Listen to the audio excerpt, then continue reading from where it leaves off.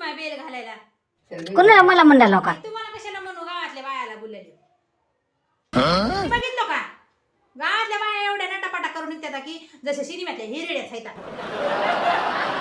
मिळत नाही एवढा टाइम नटापाटा करायला. माझं पोरगं पुण्याला आहे, 50,000 पगार आहे त्याला. हा आता उन्हाळ्यात म्हणलं आई तुला 2 तोळ्याच्या पाटल्या करतो मी, 2 तोळ्याच्या. हा लय गुणाचा आहे माझं पोरगं, तर लय गुणाचा आहे. दुसऱ्याच्या लेकरावनी माझी नाट दिवसभर टीव्ही बघत नाही का माहित असलं. इंग्लिश स्कूलला इंग्लिश स्कूलला मग कशात की नंबर आला म्हणे, एवढं मोठं सर्टिफिकेट मिळाले म्हणे, एवढं मोठं. लय हुशार आहे. आताच माझ्या जावायनं 25 लाखाची कार घेतलीय गाडीत. मला म्हणला आत्या चला हो चला दर्शनाला जाऊ देवाला. म्हणलं जावाई माणसासंग काय गरज आहे म्हणून मीच नका म्हणले, नाही तर काय ग बाय. वहिनी तुम्हाला काय सांगू, माझी सून कव्वा सुद्धा उलट बोलत नाही मला दुसऱ्याच्या सुनावणी.